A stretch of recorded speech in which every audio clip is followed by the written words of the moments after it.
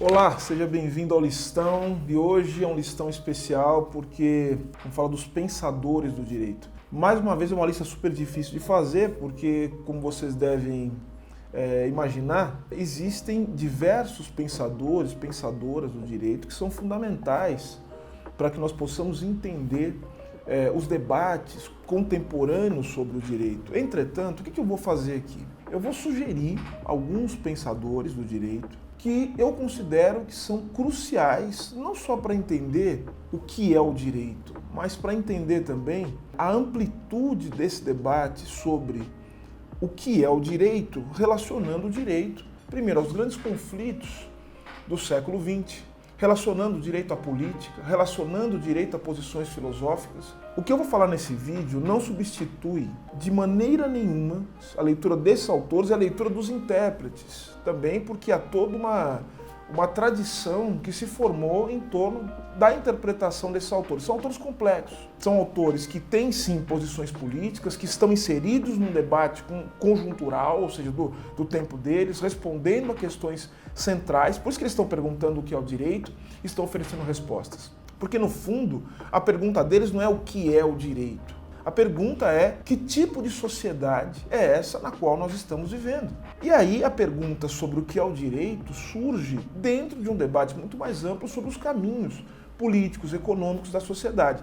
Quero lembrar que os pensadores que eu escolhi aqui estão diretamente relacionados a eventos cruciais, eventos políticos fundamentais do século XX. Estou falando da ascensão do nazismo, estou falando da Revolução Russa, eu estou falando desse mundo que vai se formar no pós-guerra.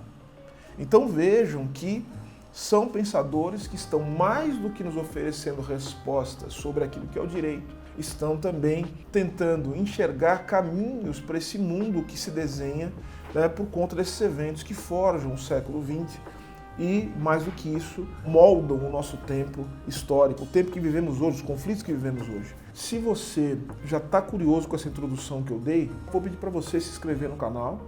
Se você gostar do vídeo, você curtir, se você achar que o vídeo tem algumas coisas interessantes, compartilha para a gente criar uma discussão, para a gente aprender mais, porque eu quero aprender com você também.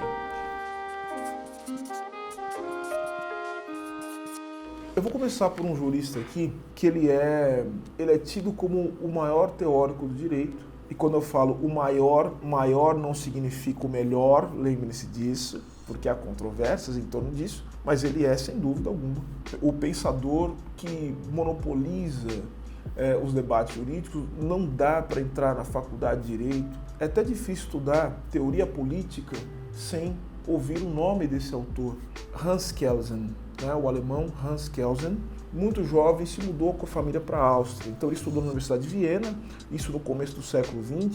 Ele se doutorou, final do século XIX, começo do século XX, ele se doutorou em 1906. Em 1911 ele já recebeu o título de livre docente e publicou seu primeiro trabalho no campo da teoria do direito. O trabalho é Problemas Fundamentais da Teoria do Direito, que recebeu a segunda edição e com um prefácio famoso em 1923. E teve diretamente relacionado aos debates sobre a chamada República de Weimar. Muito importante estudar os desdobramentos da República de Weimar.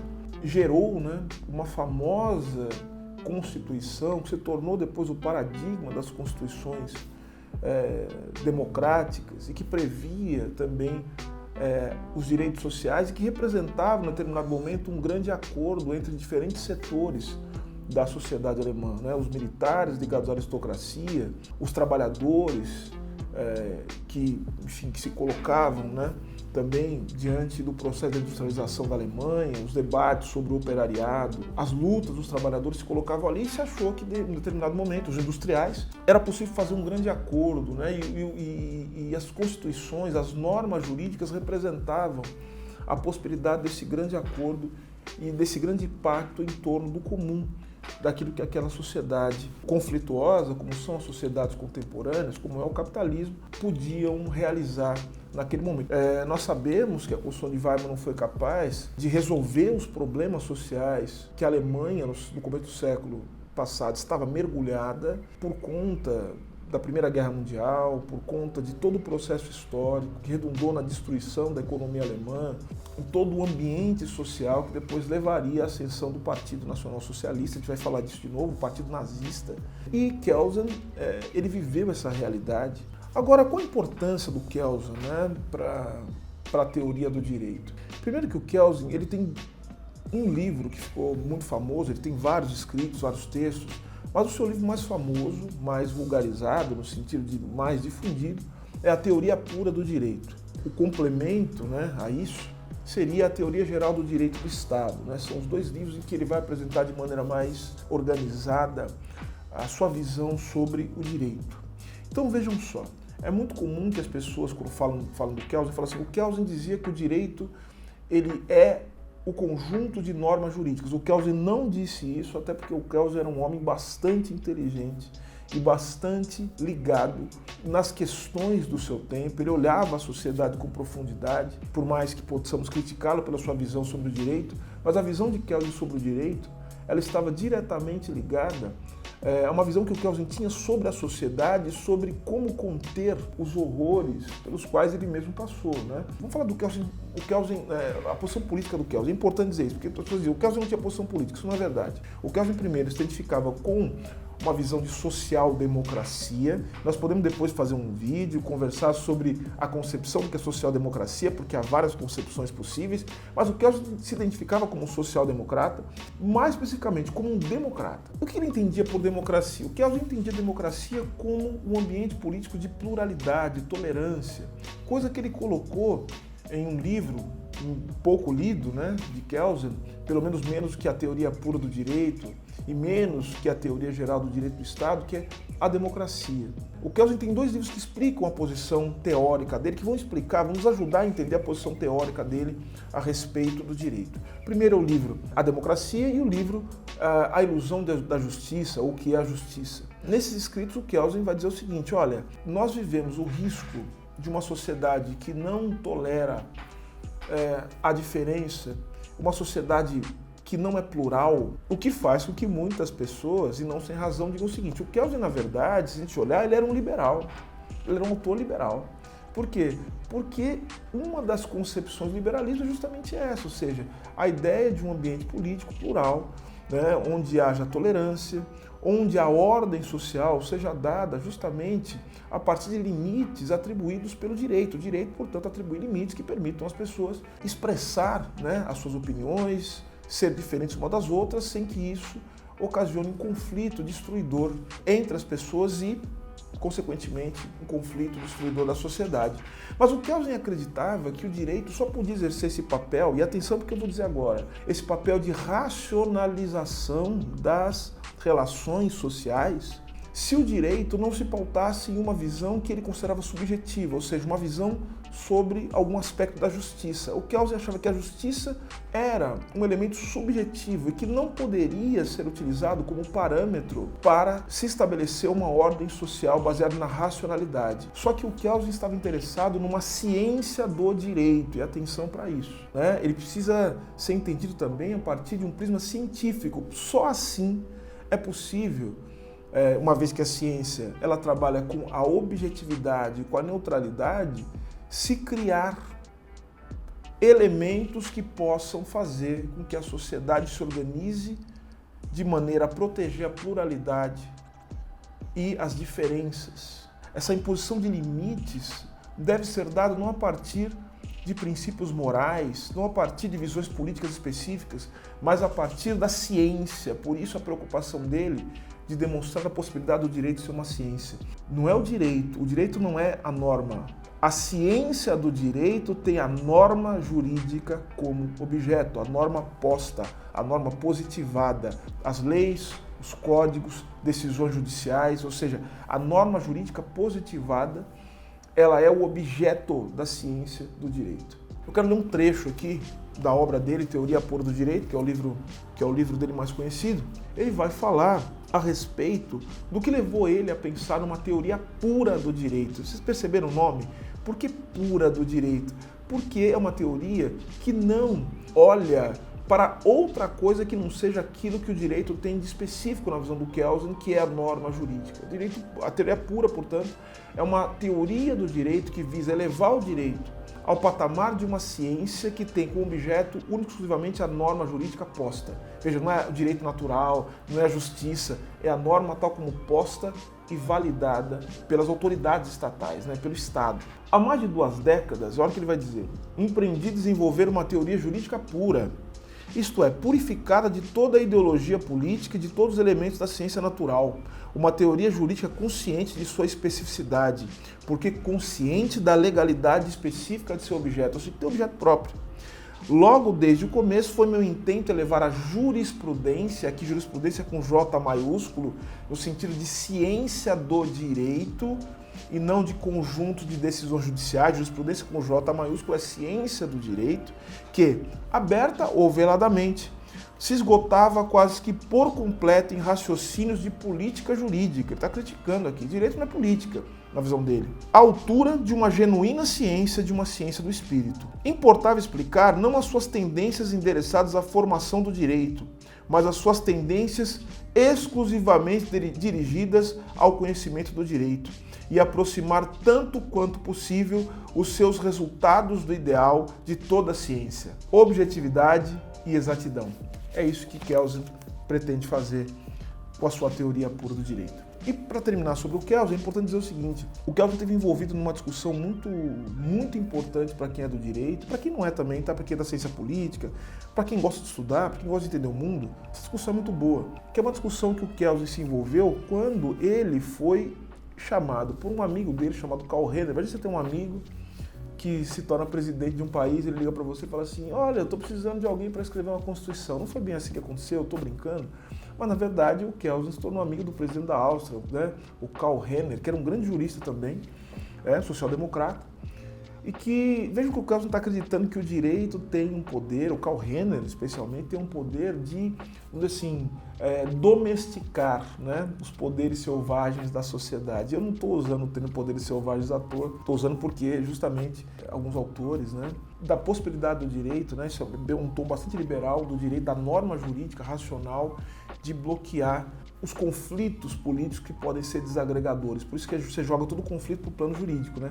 Então os conflitos eles são absorvidos para onde? Para o direito. Então o direito, a norma jurídica que vai dizer nos seus termos quais os conflitos que podem ser aceitáveis para a sociedade e eles serão resolvidos a partir de uma decisão estatal por meio do juiz. E aí o Kelsen, como eu falei, estava envolvido numa grande discussão, né, na Áustria, a partir de 1920, em que o Kelsen, na Constituição da Áustria, ele coloca uma coisa que inova o direito, e especialmente o direito constitucional. Sabe o que o Kelsen inventa?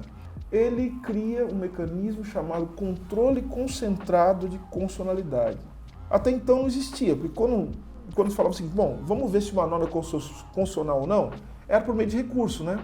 Até chegar ao sistema americano, até chegar na Suprema Corte, em que a Suprema Corte vai definir, dentro de um caso concreto, se determinada norma é constitucional ou não. Então veja que o Kelsen diz o seguinte: se a norma é constitucional, tem que haver um tribunal constitucional que vai definir e que vai decidir sobre a constitucionalidade ou não de uma norma.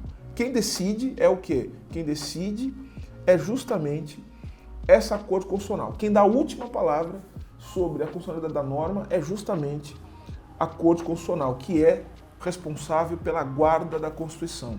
Então isso aqui vai dar problema, hein? O que está acabando de dizer que a responsabilidade pela guarda da Constituição é o Tribunal Constitucional. Ele perdeu essa briga na Alemanha. Ele perdeu para quem? Para o nosso próximo personagem.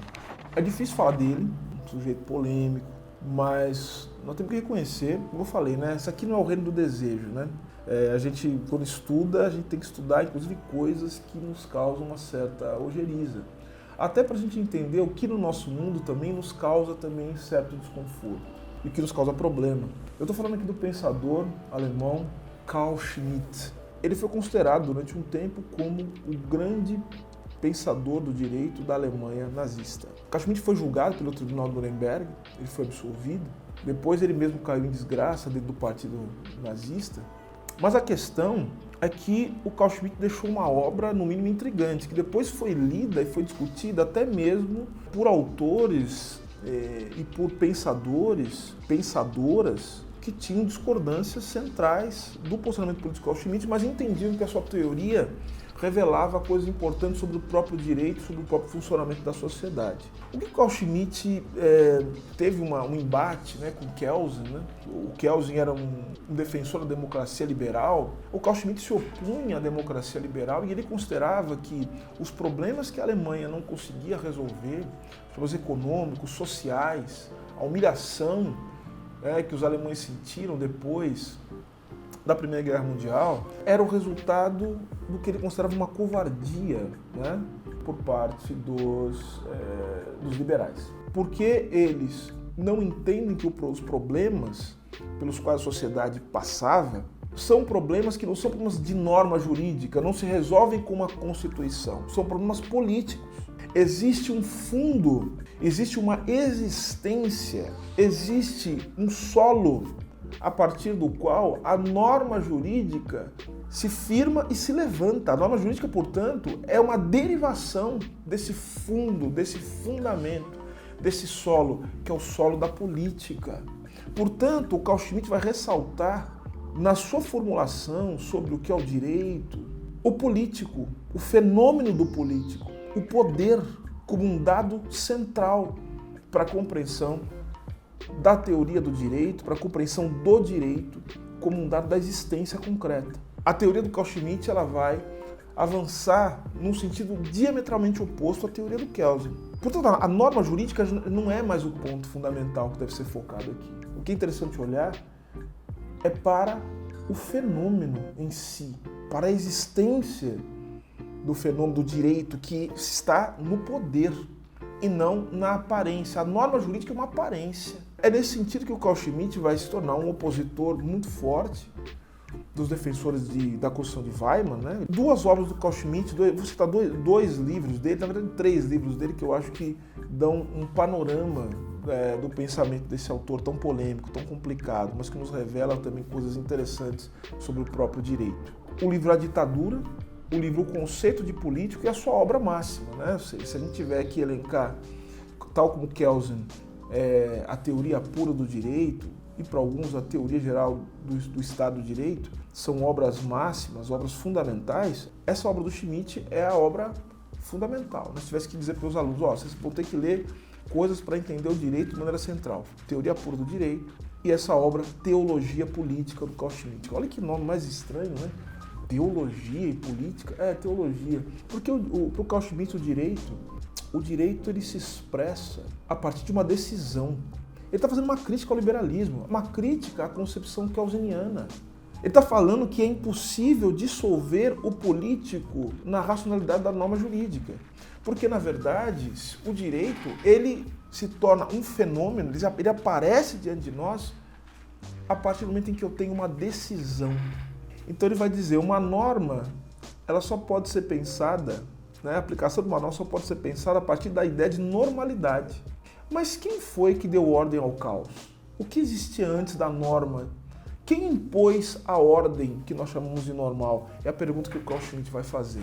Então, inclusive, eu quero ler um pedaço, não é do Carl Schmitt, mas é de um autor chamado Jean-François Kervegan, né, um livro Hegel-Carl Schmitt, em que ele vai citar o Schmitt e ele vai dizer o seguinte, olha só esse trecho, hein? Toda norma pressupõe uma situação normal e não há norma que possa ter validade numa situação totalmente anormal em relação a ela. Então, nesse sentido, a decisão é a condição primeira de efetividade e validade da norma. Olha só, é contra o Kelsen. Validade, uma norma não tira só a validade de outra norma. Uma norma só tira a validade da decisão. Decisão é poder, senhoras e senhores. É isso que ele está querendo dizer. É o poder que anima o direito. E para o Carl Schmitt, portanto, quem é que decide? Quem decide é o soberano. E quem é o soberano? Aquele que foi escolhido pelas normas e pelos processos, vamos dizer assim, legitimados pelo direito. Ele fala, o direito simplesmente ele dá uma aparência, mas na verdade o soberano é aquele que decide no estado de exceção. Então vejam, olha o que ele está dizendo, o que confirma a regra, a norma, não é o ordenamento jurídico, o que confirma a regra, a norma é a exceção. A política para o Carl Schmitt, e esse é um dado importantíssimo, a política para o Carl Schmitt não é aquilo que o direito diz que é. A política para ele é uma relação cujos termos fundamentais são termos de oposição e de luta, que é a relação amigo e inimigo. A política é isso. Ele vai chegar à seguinte conclusão: Estado e direito são coisas diferentes, porque o Estado, inclusive, está acima do direito, porque o Estado é a unidade política fundamental.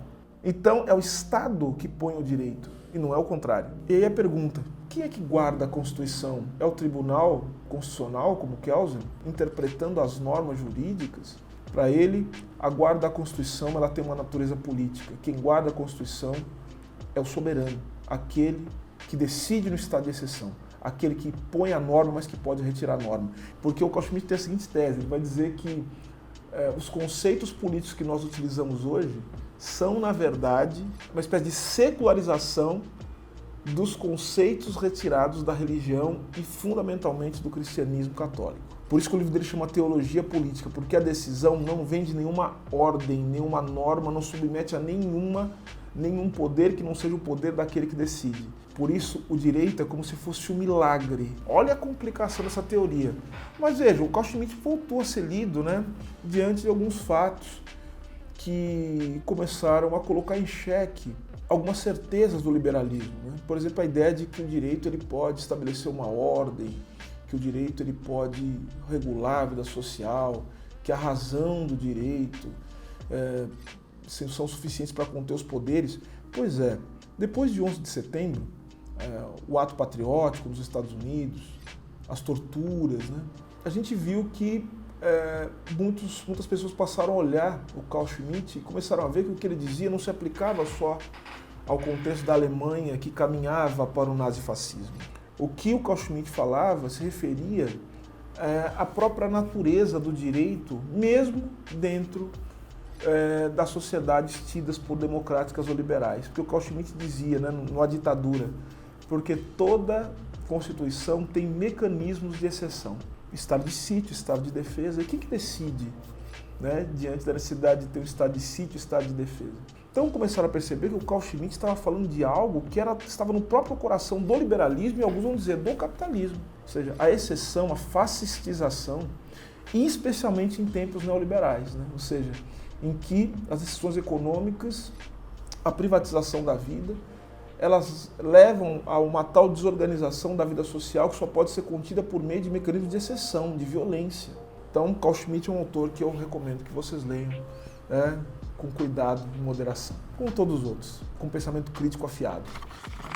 Last but not least, ou seja, por último, mas não menos importante, quero citar o pensador Yevgeny Pashukanis. Nascido em 23 de fevereiro de 1891, né, em Staritsa. O Pashukanis ele cresceu numa família de intelectuais, né, e que era uma família já que combatia o regime czarista, que era o regime imperial vigente na Rússia. Ainda na adolescência, né, o jurista, o Pashukanis, ele participou da juventude do Partido Operário Social-Democrata, que abrigava uma tradição da luta anti-czarista. Em 1909, o Pashukanis entrou na Faculdade de Direito de São Petersburgo, mas ele acabou preso logo depois, né, no ano seguinte, e ele foi obrigado a se exilar na Alemanha. Qual a importância desse autor que participou diretamente dos eventos da Revolução Russa, em 1917? O livro de Pashukanis, seu principal escrito, que foi republicado recentemente, tem outras publicações em português. Olha só, esse livro tem um nome intrigante, né? Veja só, Teoria Geral do Direito e Marxismo, não é teoria marxista do direito. E por que esse livro tem esse título? O bom autor, até no título ele pensa, teoria geral do direito é uma coisa, o marxismo é outra. Ou é uma coisa ou é outra. O que ele quer dizer com isso? Pega e faz a mesma coisa que o Marx está fazendo no Capital. O Capital crítica da economia política. Não é uma economia política marxista. É uma crítica à economia política, que segundo Marx é também resultado da ideologia, né, que é o substrato das práticas materiais do capitalismo. E o Pashukanis está fazendo a mesma coisa aqui. Ele está querendo dizer assim, teorias do direito, a teoria geral do direito, os conceitos fundamentais. O que trata a teoria geral do direito? Dos conceitos fundamentais do direito de uma maneira universal. Ele está falando que esses conceitos são universalizados porque o capitalismo precisa se universalizar também. Então, o que eu vou fazer nesse livro é uma crítica à teoria geral do direito e não uma teoria geral do direito marxista. Então, com isso, ele saiu batendo em todo mundo. Vocês imaginam a treta? Ele bateu, o pessoal que está perto dele falou, ó, essas teorias, isso aí também está errado, porque não tem. Primeiro, eu já falei, ele pega o método do Capital, portanto, o Marx ele busca compreender no Capital a célula mater, né, da sociedade capitalista, que é a mercadoria. A mercadoria não é uma coisa, a mercadoria é uma relação social, ou seja, é uma forma, existe a forma mercantil. Então, quer dizer, as relações sociais do capitalismo, elas são relações que têm como base a troca mercantil. E aí é necessário que os sujeitos, que os indivíduos que vão se constituir como sujeitos da troca, eles tenham certos atributos, que são atributos, que aí vai entrar a questão, que são atributos que vão funcionar justamente para que a troca se torne possível. Ou seja, os indivíduos na relação no capitalismo têm que ser constituídos como sujeitos de direito, necessariamente. O que significa isso? Significa dizer o seguinte, que no capitalismo todos devem se constituir, até por uma questão, né, de sobrevivência, uma questão de sustento material, se constituir como proprietários. Proprietários do quê? Proprietários da própria liberdade, para que possam justamente estabelecer o circuito de troca. Então vejam que o Pachucano está dizendo o seguinte, a célula mater do direito, ou da teoria geral do direito, é o sujeito de direito. O direito, portanto, tem que ser compreendido não apenas como ideologia, nos termos de que é um conjunto de abstrações. O direito é uma relação social, tal qual a mercadoria é. Então, a relação social que expressa o direito, na sua materialidade, é a relação entre sujeitos de direito, não é a norma jurídica, mas é a relação entre sujeitos de direito. Nesse sentido, o Pachucano está dizendo o seguinte, que a forma jurídica da troca, ela tem uma equivalência, que é a forma mercantil. Vou explicar em outros termos. Se a gente quiser trocar mercadoria, a gente vai precisar de um equivalente geral das mercadorias, né? Para permitir as trocas, que é o dinheiro. Para que os sujeitos possam trocar-se e possam relacionar-se, é necessário também que haja um equivalente geral entre os indivíduos, entre as pessoas, que é o direito. O direito, portanto, é o equivalente geral, que faz com que todos os indivíduos se encontrem como livres e iguais para que a troca mercantil se torne possível. Dá um nó na cabeça da gente, né? Para explodir, porque as consequências disso são terríveis. A consequência é, o direito é troca, inclusive o direito penal. O que você troca? Uma conduta por uma pena. É equivalência, a relação de equivalência, de troca. Vou ler um trechinho do Pachucanes, né? Para manter a tradição aqui. Olha só, que interessante. Para o Pachucanes, a teoria geral do direito é tal como a teoria econômica, né? São, na verdade, sumos, né? São, na verdade, substratos ideológicos do movimento real do capitalismo. E a teoria geral do direito ainda é pior porque ela é uma espécie de degradação da teoria econômica. Então vejam só o que ele vai dizer. Uma teoria geral do direito que não pretende explicar nada, que de antemão recusa a realidade factual, ou seja, a vida social, e lida com as normas, não se interessando nem por sua origem, uma questão metajurídica, nem pela ligação que estabelece com certos materiais de interesse, só pode, evidentemente, pretender o título de teoria no mesmo sentido usado, por exemplo, para se referir à teoria de xadrez. Tal teoria não tem nada a ver com ciência. Ela não se ocupa de examinar o direito, a forma jurídica como uma forma histórica, que esse é o ponto que ele coloca, pois, em geral, não tem intenção de pesquisar o que está acontecendo. Por isso podemos dizer, usando uma expressão vulgar, que desse mato não sai coelho. Isso aqui teve endereço, né? É tipo Puckelsen. Eu quero deixar uma menção honrosa aqui de um autor que eu considero que é muito importante, pouquíssimo lido, né, pela grande maioria que estuda direito, que é um autor chamado Michel Villet. Nascido em 1914, morreu em 1988, filósofo francês, um historiador do direito, professor de direito na Universidade de Estrasburgo, depois na Universidade de Paris. O Michel Villet é um sujeito espetacular, ele retoma uma ideia da busca de uma noção autêntica do direito, o direito como fenômeno. Então ele vai retomar em muito a obra de Aristóteles, Tomás de Aquino, né? Vocês podem estar achando estranho, né? Ele é um autor de uma cultura espetacular, nos ensina muito sobre o direito. E ele foi também muito importante como orientador de figuras como Nico Poulantzas, né, que foi um grande jurista, um jurista que pensava de maneira diametralmente oposta, né, ao Michel Villers. O Nick Poulantzas era um jurista marxista. Michel Villers, um jurista católico, retomando uma tradição aristotélica, mas um homem de uma cultura, um historiador do direito absolutamente fundamental. Eu indicaria, se vocês quiserem ter uma visão, né, assim, muito sofisticada sobre o direito, a história do direito, por isso que ele retoma a história do direito como importante, é um livro, A Formação do Pensamento Jurídico Moderno, né? É um livrão, assim, espetacular do Michel Villers. Tinham outros, né?